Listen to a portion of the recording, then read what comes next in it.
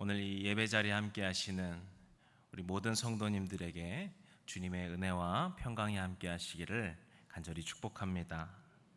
오늘 참 날씨가 덥고 며칠째 정말 머리가 막 핑핑 도는 것 같은 그러한 상황 속에서도 이 예배 자리에 나와서 주님의 말씀을 듣고 예배함으로 나오시는 우리 성도님들을 주님께서 기뻐하실 줄 믿습니다. 오늘 우리가 읽은 본문 말씀은 마태복음 10장 26절부터 33절까지의 말씀이었습니다. 근데 오늘 우리가 이 말씀을 나눌 때에는 이제 이 10장의 전체적인 내용들을 다시금 살펴보면서 이 예수님의 10장에 나온 그 설교를 마무리 짓고자 합니다. 오늘 말씀을 관통하는 문장은 아무래도 26절 가장 처음에 나오는 문장이다라고 생각하는데요. 뭐라고 말씀하시죠? 그런즉 그들을 두려워하지 말라 말씀하시죠. 여기서 말씀하신 그들은 먼저 누구일까요? 일단 우리가 지난주에 나눴던 말씀을 생각해 볼 수 있을 것입니다. 지난주 말씀에서 예수님은 유대인들의 핍박과 로마 제국의 핍박을 말씀하셨죠. 그렇게 예수님을 믿는다는 이유로 세상이 또 다른 사람들이 핍박하는, 박해하는 그 상황을 두고 하신 말씀이다라는 것을 우리가 보았습니다. 그리고 예수님은 21절과 34절, 36절에 나오는 이 가족 공동체에 대해서도 말씀하셨습니다. 특별히 이 부분은 참 무겁게 느껴지는 말씀이기도 한데요. 우리 모두에게 있어서 가장 가깝고 또 안전하게 느껴지는 공동체는 바로 가족일 것입니다. 그런데 예수님은 그러한 가족 간에서도 믿음으로 인한 불화가 있을 것이라고 말씀하시죠. 그래서 21절에는 형제 간에 그리고 부모 자식 간에 서로 죽게 할 수 있다까지 말씀을 하십니다. 36절에 이르러서는 이러한 관계가 원수와 같을 수도 있다라는 것을 말씀하시죠. 그래서 참 무겁게 느껴지는 말씀이기도 한 것 같습니다. 그런데 우리가 이 문장을, 이 본문을 조금 더 확장해서 생각해 보게 되면요, 여기서 말씀하시는 이 가족 공동체라고 하는 것은 바로 지금 우리 시대에는 예수 그리스도로 하나 되는 이 교회라는 가족 공동체를 우리가 또한 생각해 볼 수 있을 것입니다. 에베소서 2장 19절에도 보시게 되면은 주님께서는 이 교회를 하나의 가족으로, 하나님 안에서의 가족으로서 바울을 통하여서 말씀하시죠. 이처럼 예수님이 말씀하신 이 가족이라고 하는 것은 우리의 어떤 혈육의 가족과 더 나아가서 이 하나님 안에서 한 가족된 그 공동체까지로 확장해 볼 수 있는 겁니다. 그런데 여기서 또 다시 우리가 생각해 볼 지점은 이 교회라고 하는 믿음의 공동체, 하나님의 그 가족으로 뭉인 그 공동체 안에서도 복음이라는 미명하에 많은 분란들이 생겨난다라는 점이겠습니다. 우리가 보는 많은 바울의 서신서들 안에서도 그러한 내용들이 계속 담겨 있는 것을 우리가 알고 있죠. 고린도전서를 보시게 되면은 서로 어떻게 싸웁니까? 서로 바울파다, 나는 아볼로파다, 나는 게바파다 이러면서 서로 당을 지어서 다투고 싸웠다라고 하는 것을 바울은 이야기하고 있습니다. 그들 중에서 누구도 나는 예수님을 믿지 않겠습니다, 난 예수님이 싫습니다라고 말한 사람은 없어요. 하지만 서로 누구의 말과 행동이 더 진짜 복음인가를 갖고서 서로 다투고 싸움을 일으켰습니다. 마찬가지로 로마서에 나오는 이 로마의 교회들, 그리고 갈라디아서에 나오는 많은 갈라디아 교회에서도 이 율법, 전통, 할례를 가지고서 문제가 되어서 씨름하던 것들이 나오게 되죠.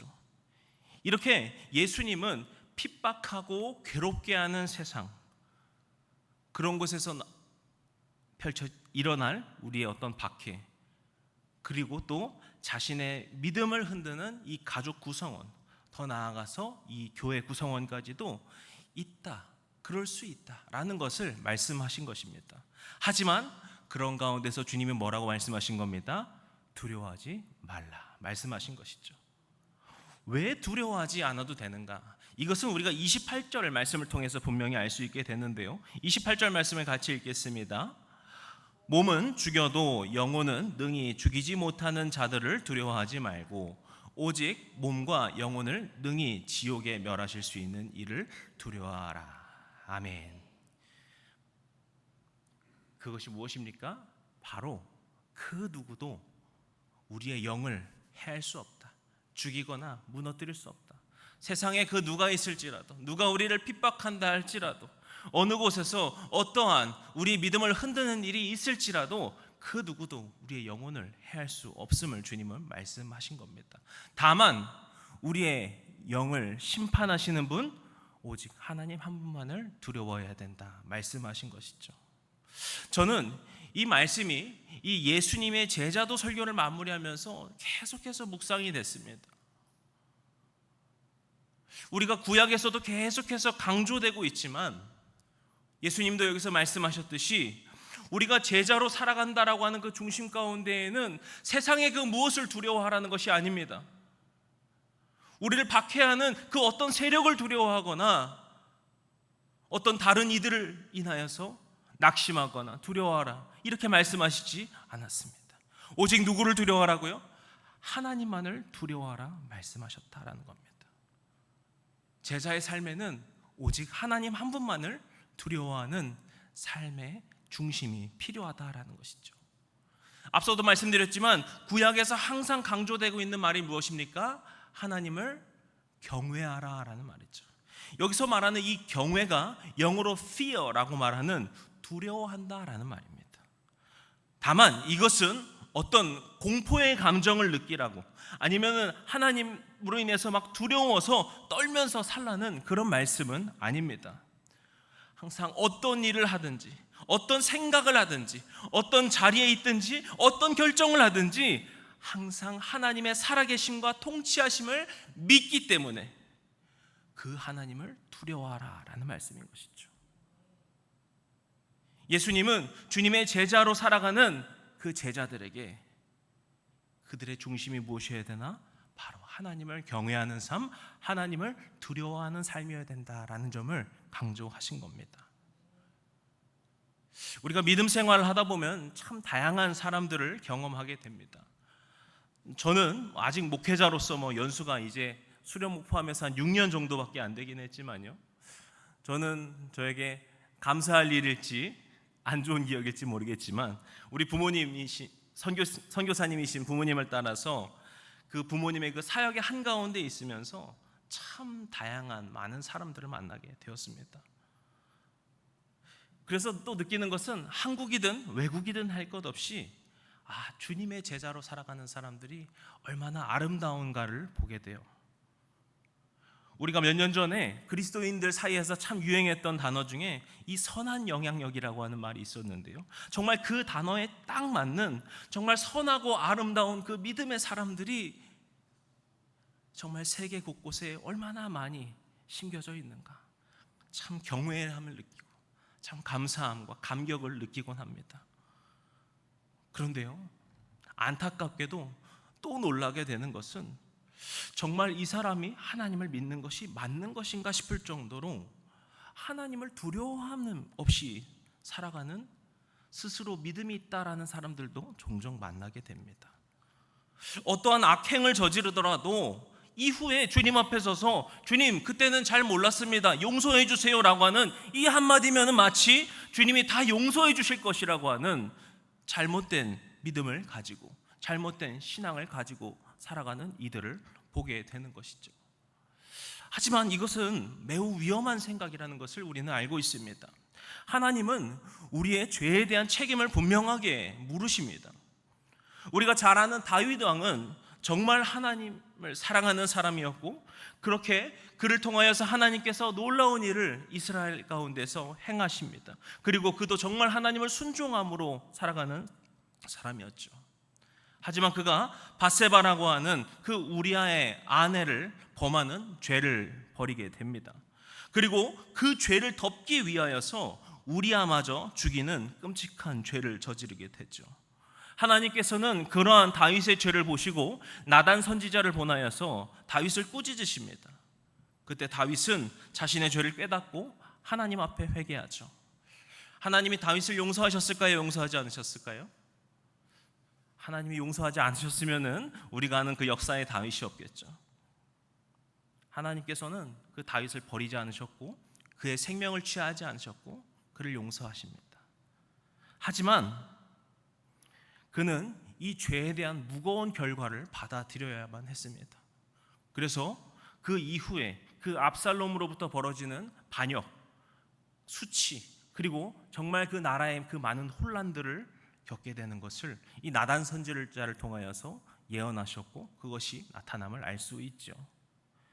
지금 다윗의 이야기를 드리는 것은 여러분에게 하나님의 그 심판의 공포를 느끼라고 드리는 말씀이 아닙니다. 다만 우리가 하나님의 사랑이라고 하는 것만이 아니라 살아계신 하나님의 공의에 대해서도 분명히 마음에 알고 있어야 주님을 두려워하는 마음, 하나님을 경외하는 마음이 무엇인지를 우리가 분명히 깨달을 수 있다라는 겁니다.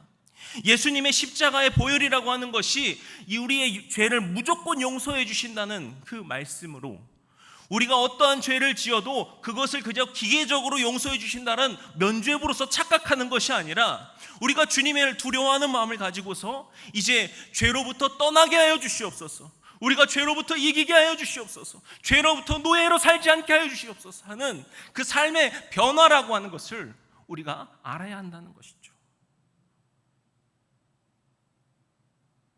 예수님이 우리를 위해서 희생하신 그 십자가가 옛날 중세 가톨릭이 팔았던 면죄부와 같은 가짜 용서가 아니라 우리의 삶을 이제 죄로부터 완전히 돌이키게 하시는 놀라운 역사라는 것을 우리가 하나님을 두려워하는 마음, 경외하는 마음을 갖고 살아갈 때 분명히 알 수 있다라는 것입니다. 그렇다면 우리가 하나님을 두려워하며 산다라는 것은 어떤 것일까요? 이것이 막 아까도 말씀드린 것처럼 막 모든 행동을 함에 있어서 막 덜덜덜덜덜 떨면서 이랬다가 죽는 건 아닐까 이러면서 하는 것은 당연히 아닐 겁니다. 그것을 알기 위해서 우리가 앞서 나눈 28절의 말씀을 다시 한번 우리가 묵상해야 할 텐데요, 여기서의 핵심은 바로 영에 있습니다. 본문은 영을 해할 수 없는 인간이 아니라 영을 심판할 수 있는 하나님을 두려워하라 라고 말씀하고 있죠. 이 말을 바꿔서 보게 되면은 이 제자라고 하는 사람들은 어떤 사람들입니까? 육신을 따라 사는 삶이 아니라 영을 따라 사는 사람들이다 라는 것을 우리가 알 수 있는 것입니다. 우리가 어떠한 세상의 핍박이나 박해, 때로는 그 위협이 있을지라도 두려워하지 않을 수 있는 것, 그것은 바로 우리가 성령 안에 살아갈 때 결코 두려워하지 않을 수 있다. 그것이 바로 하나님을 두려워함으로 살아가는, 경외함으로 살아가는 삶이다 말씀하고 계시는 겁니다. 제자도의 삶을 사는 사람, 예수님의 길을 따라 걷는 사람, 그렇게 주님을 닮아가는 그 영의 삶을 사는 사람에게는 어떠한 삶의 위협 가운데서도 두려워하지 않을 수 있습니다. 다만 하나님 한 분만을 두려워하기 때문에 공포에 질러 사는 것이 아니라 오히려 주님 안에서의 자유를 누릴 수 있는 것이죠. 우리가 하나님을 두려워하기 때문에, 주님의 선한 일을 행하며 살기 때문에 오히려 하나님을 두려워하는 것이 우리 삶의 자유가 된다라는 것입니다. 그래서요, 29절부터 33절의 말씀을 보시면은요, 두려워하라 말씀하시고서 너희들 이러면은 벌 받는다, 저러면 벌 받는다 이렇게 말씀하지 않으세요. 오히려 주님은 축복의 말씀으로 말씀하고 계십니다. 너희들 이런 잘못 저지르면은 하나님이 이렇게 벌하실 거야, 이렇게 말씀하고 계신 게 아니라는 거예요. 오히려 주님을 구주로 고백하며 살아가는 사람, 복음의 믿음으로 살아가는 사람, 그렇게 하나님을 경외함으로 거룩한 성결 가운데 살아가는 그 사람은 결코 두려워하지 않을 수 있다 말씀하고 계신 겁니다. 즉 하나님을 경외하며 살라는 말씀은 오히려 우리가 하나님을 경외함으로 살기 때문에 주의 자녀들이 주님 안에서 자유와 평강을 누릴 수 있다라는 것을 우리에게 역설적으로 말씀하고 계신 것이죠. 이러한 점을 사도 바울은 갈라디아서 5장에서 이렇게 말합니다. 제가 읽어드리겠습니다. 내가 이르노니 너희는 성령을 따라 행하라. 그리하면 육체의 욕심을 이루지 아니하리라. 육체의 소욕은 성령을 거스르고 성령은 육체를 거스르라니 이 둘이 서로 대적함으로 너희가 원하는 것을 하지 못하게 하려 함이니라. 아멘. 바울은 굉장히 이분법적으로 분명하게 말합니다. 너희가 육체를 따라 살게 되면은 성령을 거스르게 될 것이다. 하지만 너희가 성령을 따라 살게 되면 육체를 거스를 것이다. 그러므로 어떻게 살라는 겁니까? 성령을 따라 사는 삶을 살라고 말씀하고 있는 겁니다.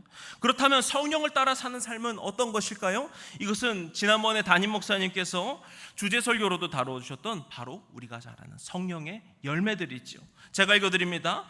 오직 성령의 열매는 사랑과 희락과 화평과 오래 참음과 자비와 양선과 충성과 온유와 절제니 이 같을 것을 금지할 법이 없느니라. 아멘. 이 성령의 열매들을 잘 보시면은요, 우리 목사님께서 예전에 잘 설명을 해주시기도 했지만요, 이것을 하나로 묶어서 볼 수 있는 교집합이 있습니다. 바로 성품입니다. 예수님이 말씀하신, 그리고 이 바울이 이렇게 이야기하였던 성령의 삶, 성령의 열매 맺는 삶이라는 것은 결국 우리의 성품이 아름다워지고 성숙해지는 삶에 있다는 겁니다. 저는 그래서 항상 이런 꿈을 꿉니다. 먼저는 저 자신이, 그리고 더 나아가서 우리 해림교회가, 그리고 더 나아가서 우리 한국교회와 우리 많은 그리스도인들을 볼 때 세상 사람들이 저 사람들은 참 아름다운 사람들이구나, 참 선한 사람들이구나, 예수 믿는 사람들은 세상과는 다른 무언가가 있구나 라는 평가받을 수 있는 그런 때가 오기를 저는 항상 꿈꾸고 소망하고 있습니다. 그러한 소망을 저뿐만이 아니라 우리 해림의 모든 성도님들이 함께 품어나갈 때 우리가 우리 지역사회를 아름답게 세워나갈 수 있을 것이고, 우리 지역을 지역 가운데서 본이 되는 선한 열매를 맺는 복된 제자된 삶을 살아가는 교회로 세워질 줄로 믿습니다. 오늘 이 시간 우리가 주님을 경외함으로 성령의 열매 맺는 삶 살겠습니다. 성령을 따라 사는 영의 삶을 살겠습니다. 고백하시고 결단하시는 모두가 되시기를 주님의 이름으로 축복합니다. 그리고 주님은 제자도의 삶에 대해서 최종적으로 우리에게 이렇게 말씀하시는데요, 10장 38절의 말씀인데 제가 읽어드리겠습니다. 또 자기 십자가를 지고 나를 따르지 않는 자도 내게 합당하지 아니하니라. 아멘. 이렇다면 합당한 건 무엇입니까? 자기 십자가를 지고 따르는 자가 주님의 합당한 자다, 주님의 제자다 말씀하고 계신 겁니다. 이 부분을 누가복음 9장에서는 우리가 잘 아는 말씀으로 이렇게 말씀하시는데요, 제가 읽어드립니다. 또 무리에게 이르시되 아무든지 나를 따라오려거든 자기를 부인하고 날마다 제 십자가를 지고 나를 따를 것이니라. 아멘. 예수님이 제자들에게 무엇을 말씀하십니까? 자기를 부인하고 나를 따르라 말씀하십니다. 이것은 우리 모든 그리스도인들에게 너무나도 중요한 원칙입니다. 영어로 self denial이라고 말하는 자기 부인, 자기 부정이죠. 존 웨슬리 목사님은 자신의 이 표준 설교 가운데에서도 이 자기 부인이라고 하는 주제를 가지고서 설교문을 남기셨는데요, 여기서 웨슬리 목사님이 말하는 자기 부인이라고 하는 것은 자기의 뜻과 욕망을 주님께 내려놓는 것을 말합니다. 그리고 오직 하나님의 뜻만을 따르는 것이다 라고 정의하고 있죠. 자신의 욕망과 바람과 소원과 뜻, 그 모든 것을 하나님 앞에 웨슬리 목사는 어떻게 말하냐면 굴복시키라 말씀합니다. 그 모든 것을 주님 앞에 내려놓고 오직 예수 그리스도 한 분만을 바라봐야 된다.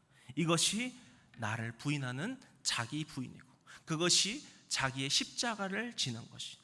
이것이 제자의 삶이다. 주님이 말씀하고 계시는 것입니다.